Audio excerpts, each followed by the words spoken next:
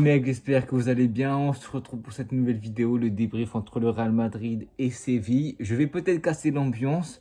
Je suis content évidemment, mais pas content parce qu'il y a un défaut majeur de ce Real Madrid qui sort de plus en plus à chaque match. C'est notre défense qui est catastrophique. Honnêtement, je ne comprends pas le choix d'Ancelotti. Et je mets direct les pieds dans le plat. Je rentre tout de suite. On va pas parler du positif aujourd'hui. On va évidemment en parler plus amplement dans la suite de la vidéo. Mais je préfère commencer par le négatif. Comme ça, toute la haine ressort. Et au moins, je serai plus positif pour la suite du débrief. Pourquoi ne pas mettre Asensio en tant que titulaire? En plus, ça nous confirme encore une fois. Aujourd'hui, Tchouaméni, il se fait prendre dans le dos une action bête. Mais en fait, c'est une action d'école. Un Rudiger, jamais il se fait prendre. Un Asensio, sûrement qu'il ne se fait pas prendre non plus. Et Tchouaméni se fait prendre parce que ce n'est pas un défenseur de métier. Est-ce qu'on peut en vouloir à Tchouaméni? Non. Moi, aujourd'hui, j'en veux pas à Tchouaméni parce qu'il n'est pas défenseur central, tout simplement. Même si l'année dernière, il a montré de bonnes choses à ce poste, c'est pas un défenseur central de métier. Il n'a pas ça dans le sang, il n'aime pas forcément ça. Alors qu'un Asensio, il se serait battu pour gagner cette place et il n'aurait rien laissé. Il aurait collé les basques de l'attaquant et on ne se serait pas pris ce but. Et au final, on se prend le but qui, certes, n'a pas forcément d'impact parce que Brahim marque assez rapidement après, peut-être 5, 6, peut-être 8 minutes après. Donc ça ne nous inquiète pas forcément, mais c'est un but qui peut lancer le match parce qu'ensuite, on tape un poteau.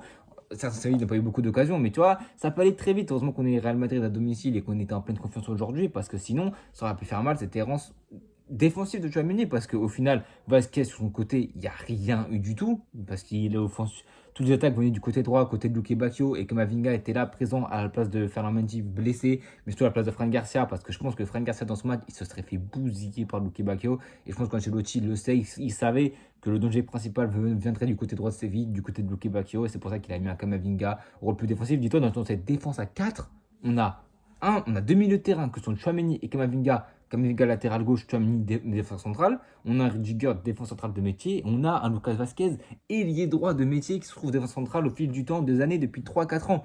Donc ça prouve encore une fois que malgré les blessés de Militao, de Ferland Mendy, de Alaba, etc., on est une équipe qui est mal construite. L'effectif est mal construit dans cette équipe.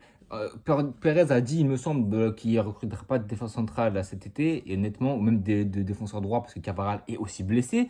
Donc ouais, cette saison va être compliquée, en tout cas défensivement. Par contre, offensivement, et là on aborde le positif de cette vidéo et de ce match, c'est prolifique. Les 4 derniers matchs, on met 3 buts, Gérone, Pachuca, Atalanta, Rayo Vallecano. Aujourd'hui, on en met 4 contre Séville. Certes, ce n'est pas des énormes équipes en face, parce que l'Atalanta est la plus grosse équipe largement. Ce n'est pas des énormes équipes, mais il faut les mettre les buts. On a Mbappé qui a été bon aujourd'hui et qui a mis un superbe but. Le premier but du match, il est splendide, la frappe est magnifique. Il commence de plus en plus à se mettre en confiance. Le maillot rentré dans le short. Franchement, ça fait du bien pour lui parce qu'on sait que c'est compliqué pour lui. Depuis le début de saison, il se fait beaucoup tailler par tout le monde. Mais au final, il répond présent. Il est, je crois, sur une quinzaine de buts cette saison, impliqué sur quasiment 17-18 buts en 24 matchs.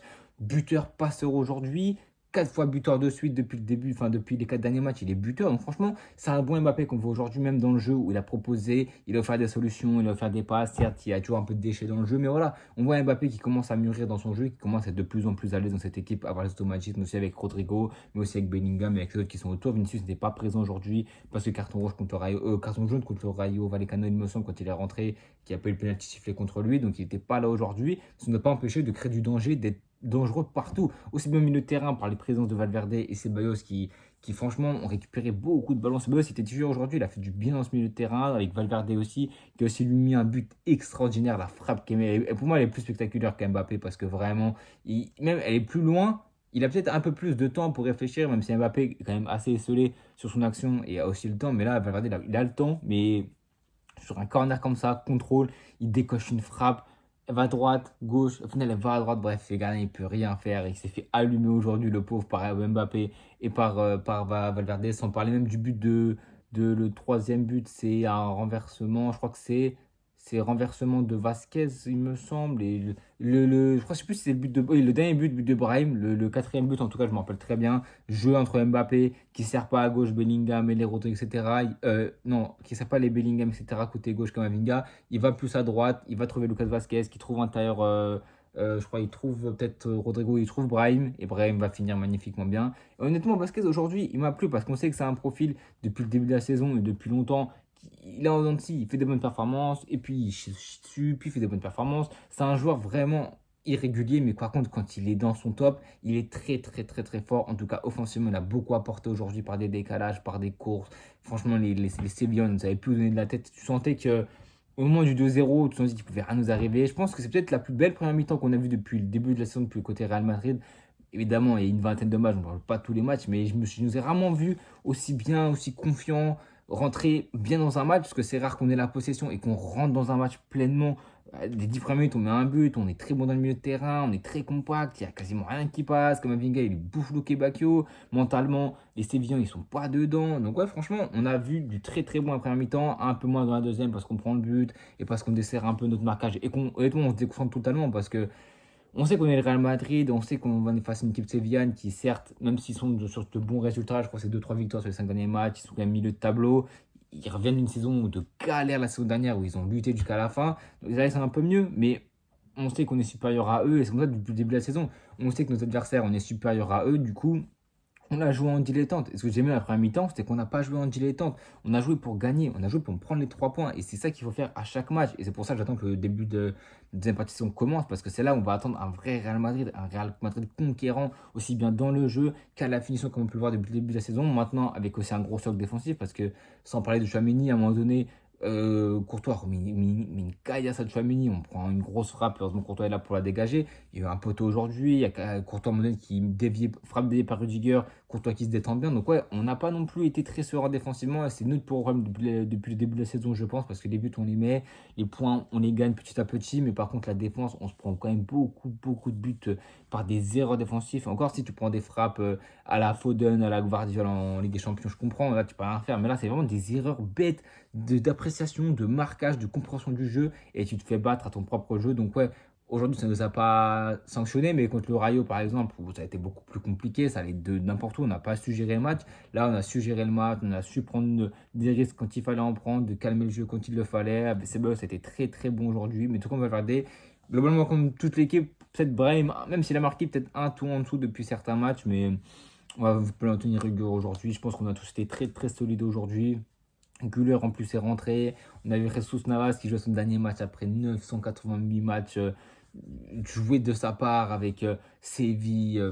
Enfin, franchement, c'est une légende de Séville. Le mec a 2 euros, une Coupe du Monde, il a tout gagné. Donc, ouais, franchement, un hommage pour lui qui était aujourd'hui son dernier match après 39 ans, peut-être 20 ans de football. Le mec, il va se lever. Je crois que c'est Omar Fotoga qui lui dit le mec, il va se lever demain, il pourra plus jouer au football. Franchement, doit faire bizarre la sensation que tu dois avoir. Mais enfin, bon, bref, ça ne l'a pas empêché de perdre aujourd'hui. À notre plus grand bonheur, on revient du coup à un point d'Atlético Madrid avec le même nombre de matchs joués. 2 points d'avance sur le Barça qui, du coup, ont 2 points de retard. Donc, honnêtement, le Barça, quand tu nous mets le 4-0, ça sent mauvais parce qu'ils sont dans une excellente passe. Ils ont perdu aucun match en Liga. La seule défaite, c'est contre Monaco. Nous, on a fait que des nuls. Contre Mayer, contre Las Palmas, on a fait n'importe quoi. On s'était chaud, on prend 4-0. Même si je pense que le 4-0 est trop sévère et pas du tout mérité parce que les 30 premières minutes, première heure de jeu, on est vraiment bon et Mbappé fait n'importe quoi, il fait que d'être hors jeu et on manque de réalisme, notamment par Kamavinga sur nos occasions. Mais là, il commence à pêcher, il commence à perdre des points, il commence à perdre. Ils sont sur 5 défaites en Liga, 6 compétitions confondues. Honnêtement, mentalement, ils sont un peu moins dedans. Rafinha performe moins statistiquement. Lewandowski, pareil, Yamal est blessé. Même si c'était les retours de Gavi, Pedri, Fermin Lopez, etc., etc.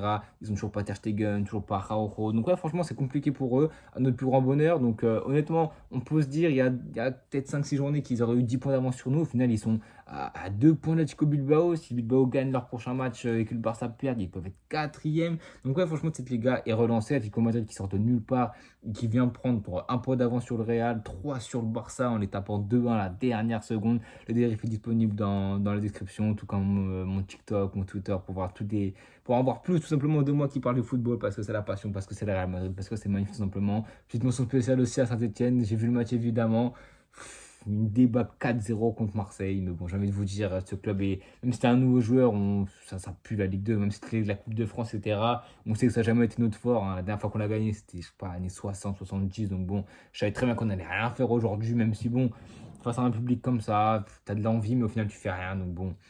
Je vais vous dire, on est habitué. Les gars, pour moi, taper mes flops de ce match, c'est assez compliqué parce que ça a été assez homogène partout. Lucas Vasquez, j'ai aimé. Ceballos, pareil. Flop, mais je mettrais Chouameni, oui et non.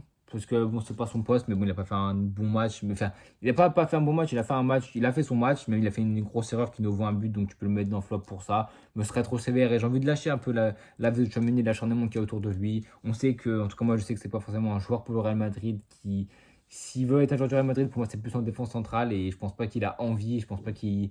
Même si au Real Madrid, tu veux jouer parce que tu sais que c'est la plus grande équipe, tu veux jouer n'importe quel poste, tu peux te déchirer. Il a peut-être pas forcément les aptitudes et quand Militao à la bas vont revenir, peut-être qu'il aura moins sa place de titulaire. Peut-être que Ancelotti veut le faire jouer à tout prix, quitte à priver Asensio de temps de jeu, alors qu'Asensio avait montré de bonnes choses en Ligue des Champions, en Liga pareil. Il en avait pris 0 but sur les deux matchs, sauf en Ligue des Champions, mais sur les deux matchs de Liga, il me semble. Donc ouais, pourquoi pas ne pas mettre Asensio titulaire, tester. Sachant qu'il a été bon en plus, donc pourquoi le sanctionner en ne lui donnant aucune minute? Honnêtement, je n'ai pas la réponse. Donc ouais, pour moi, top.